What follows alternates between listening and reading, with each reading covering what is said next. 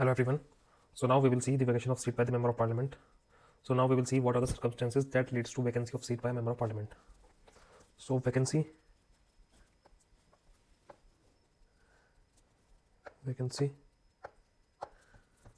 Yes, vacancy is always followed by a bypoll or by-election. In Hindi, we call them उपचुनाव. So, and what will be the timing of the election? Timing of election. It will be within the 6 months. It will be within 6 months. कैसे पता चला हमको कि 6 months timing है? What is the source for that? The source is RPA 1951. Okay. So अगर कोई vacancy होती है उसके it is always followed by a उपचुनाव, that is bipolar by election. And what will be the timing of the election? The timing will be within the 6 months. Within the 6 months of the vacancy, election has to be happened. Source क्या है 6 months का? RP 1951. लेकिन it has two exemptions.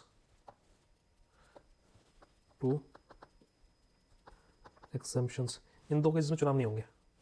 For example with in 6 months इन दो case में चुनाव नहीं होंगे. अगर if less than 1 year is left in term, अगर 1 साल से कम बचा है टर्म में, उस केस में चुनाव नहीं कराया जाएगा. फॉर एग्जाम्पल किसी 5 साल की टर्म है जो कि member of parliament Lok Sabha, and 4 साल पूरे होने के बाद किसी भी रीजन से वैकेंसी क्रिएट हो जाती है, तो बचा 1 साल. सो सिर्फ 1 साल बचा है, इसी वजह से उपचुनाव नहीं कराया जाएगा. Point number 2, if election commission of India certifies elections can not be held, इस केस में भी इलेक्शन नहीं होगा. अगर इलेक्शन कमीशन ऑफ इंडिया यहाँ पर सर्टिफाई कर देता है कि election can not be held, चाहे रीजन कुछ भी हो, election commission of India has been given the upper hand in this case. ठीक है, एक्सट्रीम पावर दी गई है. अगर election commission of India certify कर देता है कि election can not be held, तो इलेक्शन नहीं होगा. There will be no bypoll elections for that particular case. ठीक है. सो यहाँ पे मैंने बात की थी आपसे वैकेंसी की. वैकेंसी होती है, बाइपोल इलेक्शन होता है, उसके बाद timing of election is with in 6 months. लेकिन विद इन 6 months के लिए 2 एग्जम्पशंस है. 2 एग्जम्पशंस दी गई है कि चुनाव कब नहीं होगा. नंबर 1, जब टर्म में 1 साल से कम बचा हो या फिर election commission of India certify कर दे कि election can not be held, उस केस में भी चुनाव नहीं होगा. Now we will C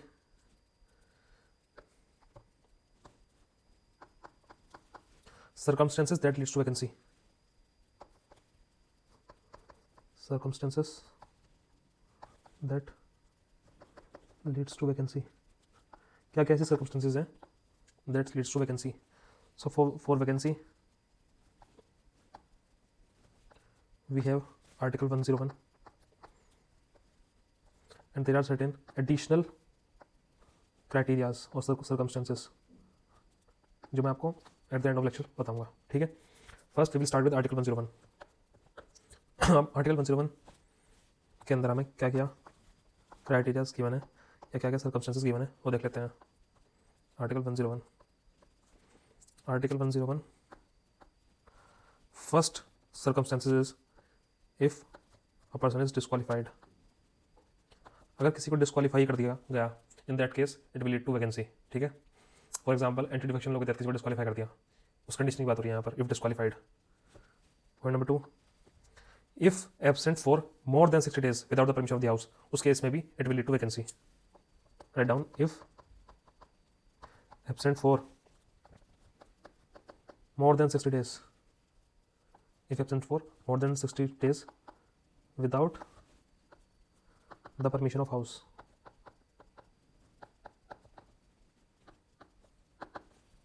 and permission of house में यहाँ पर presiding officer will not give the permission, members of house will give the permission. तो कंफ्यूजन कर लेना कि जो परमिशन चाहिए हाउस में उसमें प्रिजाइडिंग ऑफिसर परमिशन देगा, नहीं, members of the house will give the permission. ठीक है.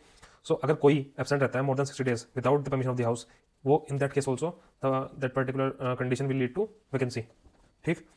No account shall be made, ये भी एक पॉइंट मेंशन कर लेना. सेकंड पॉइंट के अंदर ही there is a point, no account shall be made for the days where or when the house has been prorogued or adjourned for more than 4 days. No account shall be made for the days when the house has been prorogued हो या adjourned हो for more than 4 days. For more than 4 days. ठीक है.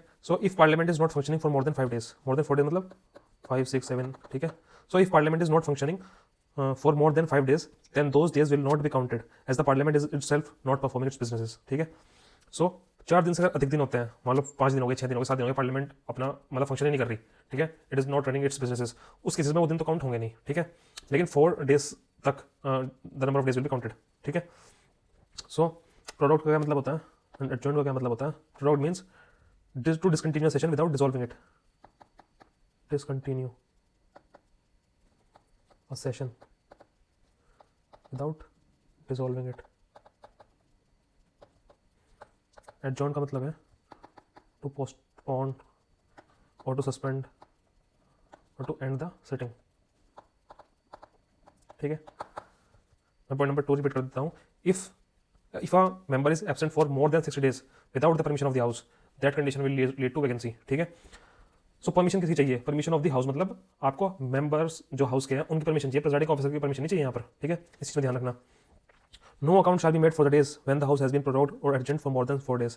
अगर 4 से अधिक दिन तक पार्लियामेंट खुद ही फंक्शन नहीं कर रही, उन दिन को हम इन 60 दिन में काउंट नहीं करेंगे, ये कह रहा है, इस पॉइंट से क्लियर कर लेना, ठीक। Point number 3,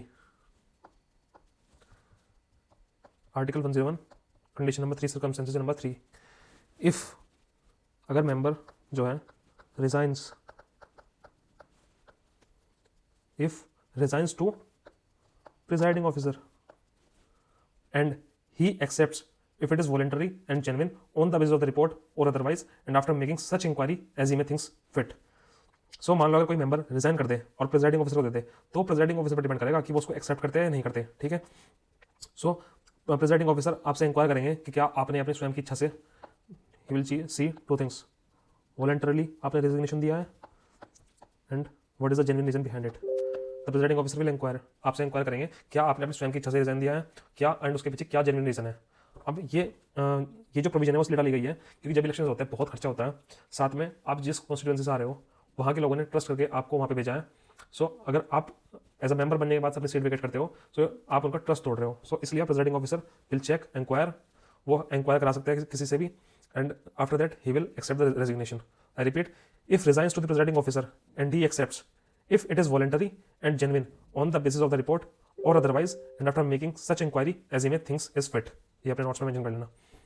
So the Supreme Court in 2020 ruled that there is no time limit, there is no time limit within which the presiding officer has to act while accepting or denying the resignation, but once the decision has been taken the presiding officer has to communicate to the member, ठीक है। Supreme court की 2020 में ruling आई थी, उसमें वो कहते हैं कि प्रेसिडिंग ऑफिसर्स पे कोई टाइम लिमिट नहीं है कि उस टाइम लिमिट के अंदर ही अंदर उनको मेंबर का रेजिग्नेशन एक्सेप्ट करना है, रिजेक्ट करना है, नहीं। Member can give a resignation to presiding officer, वो उनके डिस्क्रिप्शन पर डिपेंड करता है कि वो कब उसको एक्सेप्ट करेंगे, रिजेक्ट करेंगे, ठीक है, उसके ऊपर कोई टाइम लिमिट नहीं लगाई गई है। लेकिन एक बार अगर प्रेसिडिंग ऑफिसर ने डिसाइड कर लिया कि वो एक्सेप्ट करते हैं, रिजेक्ट करते हैं, immediately he has to inform that decision to the member जिसने रेजिग्नेशन दिया है, ठीक है। तो there is no time limit. Point number 4, that is double membership.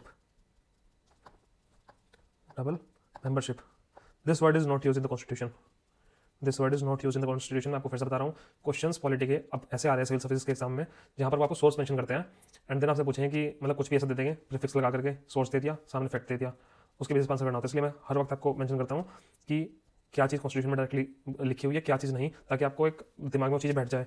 So double membership जो वर्ड है वो कहीं भी कॉन्स्टिट्यूशन में आपको मिलेगा नहीं, ठीक है। जनरल टर्म में यूज किया जाता है इसको पॉलिटी में जब पढ़ाते हैं उस वक्त, ठीक है। No member shall be a member of both the houses, no member shall be a member of both the houses of parliament and the parliament by law shall make provision for vacation, ठीक है। Double membership में point number कहता है कि एक इंसान, एक ही member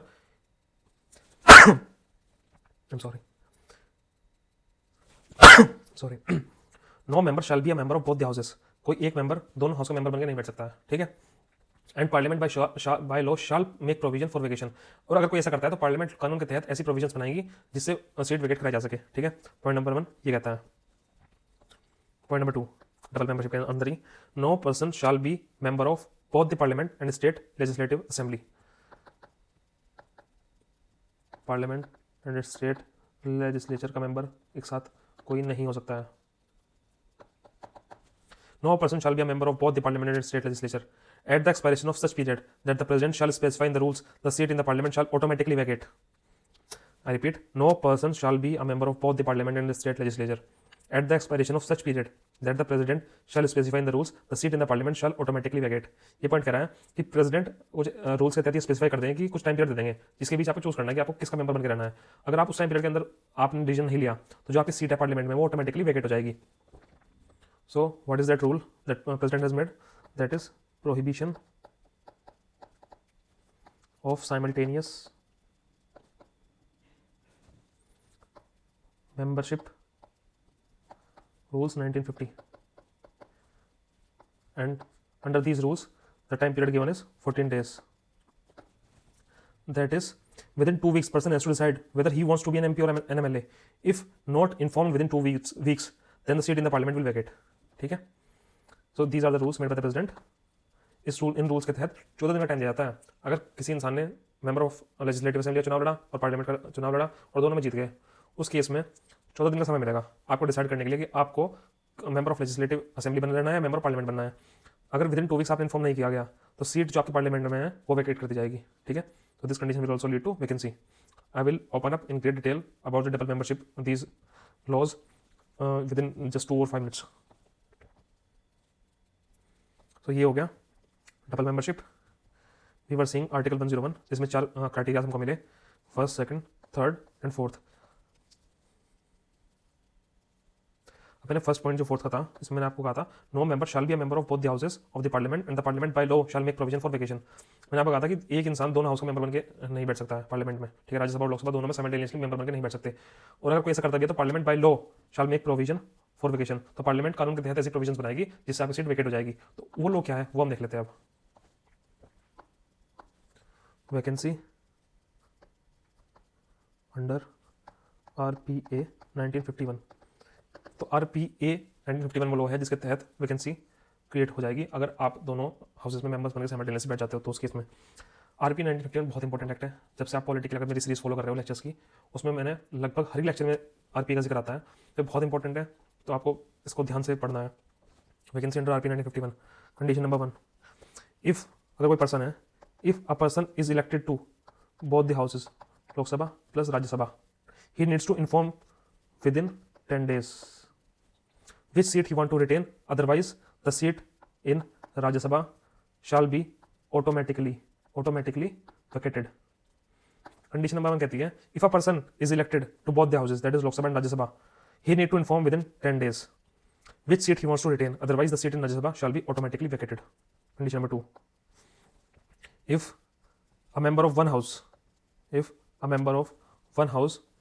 is elected to other house, then the seat in the first house shall be automatically vacated. First house seat automatically vacated. I repeat, अगर if a member of one house is elected to other house, then the seat in the first house shall be automatically vacated. ठीक है, अगर कोई लोकसभा का member है और वो राज्यसभा में इलेक्ट हो जाता है, उस केस में लोकसभा फर्स्ट हाउस हुआ तो फर्स्ट हाउस की जो सीट है ऑटोमेटिकली वेकेट हो जाएगी, तो लोकसभा में सीट ऑटोमेटिकली वेकेट कर दी जाएगी। This condition number 2। Then condition number 3, if a person is elected to 2 seats in same house, 2 seats same house, is elected to 2 seats in same house, he need to inform within 14 days which seat he want to retain, otherwise both seats shall be automatically vacated. ठीक है, if a person is elected to 2 seats in same house, अगर कोई लोकसभा चुनाव लड़ता है 2 सीटों से और 2 सीटों में वो जीत मिल जाती है उनको, तो 14 डेज के अंदर उनको बताना है कि उनको कौन सी सीट को रिटेन करना है, अदरवाइज उनकी दोनों seat shell be automatically vacated. तो दोनों सीट पर वैकेंसी क्रिएट कर दी जाएगी अगर उन्होंने 14 डेज के अंदर इन्फॉर्म नहीं किया। ये सिनेरियो आपको कहाँ देखने को मिलेगा? बहुत सारे पॉलिटिशियंस ऐसा करते हैं, राहुल गांधी ऐसा करते हैं, प्राइम मिनिस्टर मोदी ऐसा करते हैं। प्राइम मिनिस्टर मोदी ने भी आई थिंक गुजरात से एक सीट पे चुनाव लड़ा था एंड वन एक यहाँ से काशी से, ठीक, आई थिंक वडोदरा से लड़ा था गुजरात से। सो अगर ऐसा कोई करता है और दोनों सीट से जीत के आ जाता है इन दी लोकसभा और राज्यसभा, 14 डेज के अंदर उनको बताना है कि उनको कौन सी रिटर्न करनी है, अदरवाइज दोनों सीट ऑटोमेटिकली वेकेट हो जाएगी। If a person is elected to 2 seats in same house, he needs to inform within 14 days which seat he wants to retain, otherwise both seats shall be automatically vacated. ठीक है, ये 3 condition हो गई। लेकिन first और second condition में difference क्या है? मैंने फर्स्ट कंडीशन में आपको बताया, if a person is elected to both the houses, that is Lok Sabha and Rajya Sabha, he needs to inform within 10 days which seats he want to retain, otherwise the seat in Rajya Sabha shall be automatically vacated. Point number 2 कहता है, if a member of one house is elected to other house, then the seat in the first house shall be automatically vacated. ठीक है, सो इसमें difference ये है कि जो point number 1 है इसमें person is just elected but he has not yet taken the seat, not taken the seat yet. यहाँ पर इज द सिटिंग लेजिस्लेचर। ठीक, तो ये डिफरेंस था फर्स्ट पॉइंट नंबर 1 और पॉइंट नंबर 2 में। Now we have done with 3 conditions of vacancy under RPA 1951। Now I have a question for you. Point number 3 से में हमने देखा कि एक इंसान सेम हाउस में 2 सीट पर चुनाव लड़ सकता है। सो क्वेश्चन ये आना चाहिए कि from how many seats can a candidate contest elections, कितनी सीट से एक कैंडिडेट इलेक्शन लड़ सकता है। From how many seats can a candidate contest election. इसका आंसर हमको मिला है section 33 sub section 7 of RPA 1951, representation of people's act 1951 में इसका आंसर है। It says a candidate can contest for 2 seats, can contest for 2 seats, that is इन 1997।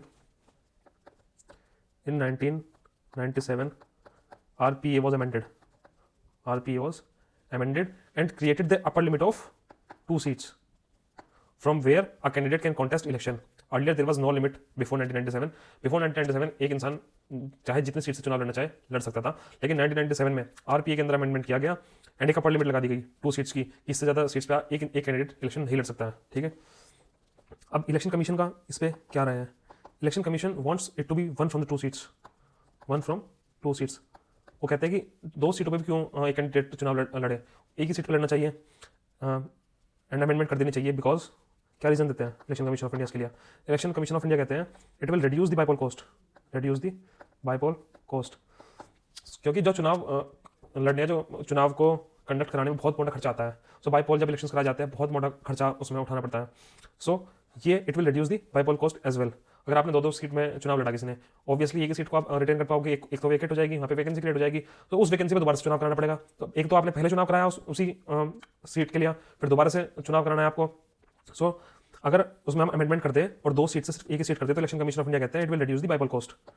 कुछ अन्य benefits क्या होंगे, betrayal of public trust will not happen then. अभी क्या होता है कि आपने 2 सीट से चुनाव लड़ लिया, ठीक है, ये सीट आपने रिटर्न कर दी, इसको वेकेट कर दिया। तो यहाँ की जनता ने आपको देख के, आपके काम को देख के, आपके वादों को सुन करके आपको चुनाव जिताया, वहाँ से आपने वो सीट वेकेट कर दी मेंबर ने। तो जब वो सीट वेकेट कर दी सो उनके साथ तो पब्लिक ट्रस्ट जो है आपने खत्म कर दिया अपना, आपने बिट्रे कर दिया वहाँ की जनता को। सो अगर इसको हम 2 सीट से 1 सीट कर दें तो इलेक्शन कमीशन ऑफ इंडिया कहते हैं जो इशू है पब्लिक ट्रस्ट का ये भी खत्म हो जाएगा उसके साथ। और क्या कहते हैं election commission of India, election commission of India कहते हैं it violets principal of 1 person 1 vote. Election commission of India कहता है कि जब देश में जो एक इंसान है he can cast his vote from 1 constituency only. So candidate को ये अधिकार क्यों दिया गया है कि that he can contest election from the 2 constituencies. आप अगर आप किसी भी कॉन्स्टिट्यूएंसी से बिलोंग करते हो आप अपनी वोट उसी एक कॉन्स्टिट्यूएंसी से कास्ट कर सकते हो, ठीक है, लेकिन चुनाव लड़ने का अधिकार 2 कॉन्स्टिट्यूएंसी दे दिया, ये गलत है। It violates the principle of 1 person 1 vote. These are the some comments of the election commission of India. तो इसके लिए सोल्यूशन क्या बताया इलेक्शन कमीशन ऑफ इंडिया ने। Election Commission of India says the bypoll cost should be borne by candidate.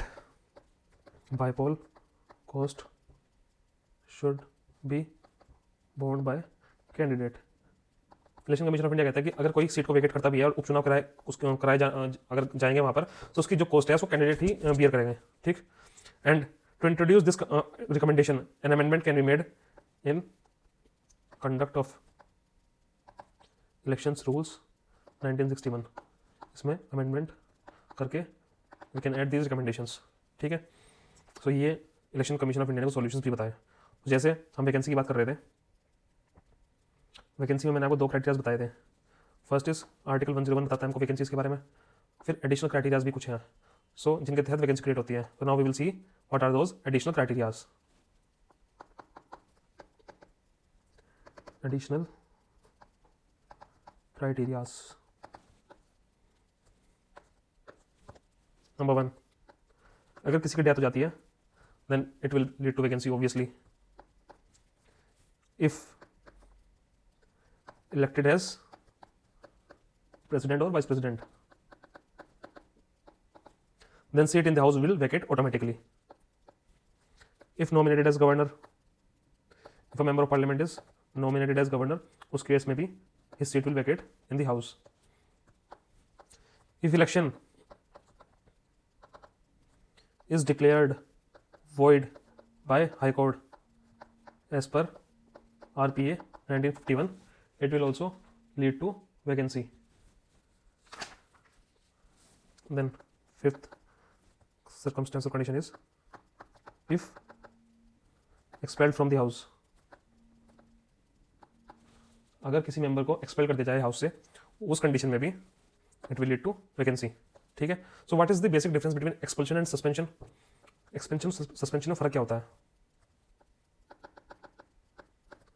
Expulsion suspension.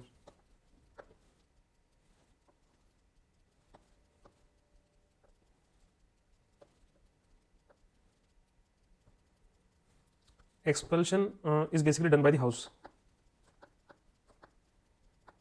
It is done by the house, and expulsion leads to vacancy. It will leads to vacancy. Suspension is done by presiding officer, and the maximum period of suspension is remainder of that session. And maximum period क्या होगा suspension का? Remainder of the session. Parliament के 3 session होते हैं, winter, monsoon, budget. सो जिस भी session में मान लो सस्पेंड किया गया, उसका रिमाइंडर टाइम होगा, उस सेशन का बचा हुआ जो समय होगा, उस वक्त तक मैक्सिमम सस्पेंशन दी जा सकती है बाय द प्रिजाइडिंग ऑफिसर. ठीक है. सो मान लो अगर लोकसभा में हो रहा है, in Lok Sabha speaker has this power to suspend. ठीक है. And in Rajya Sabha house has the power. ठीक है. ये आपको ध्यान रखना है यहाँ पर. Chairman will not enjoy this powers. In Rajya Sabha house will enjoy this powers. It means members of the house. Okay. Point number 2, here suspension जो है it will not lead to vacancy. तो सस्पेंशन से वैकेंसी क्रिएट नहीं होती है. ठीक है. लेकिन एक्सपल्शन से वैकेंसी क्रिएट होती है. ठीक. सो हमने पढ़ा वैकेंसी. वैकेंसी के क्या क्या क्राइटेरिया है, कंडीशंस हैं. देयर आर 4 रीजंस और conditions under article 101. Then we have 5 other reasons under additional circumstances. So total we have 9 circumstances or conditions that leads to vacancy of a member of parliament. So that's all. Thank you so much.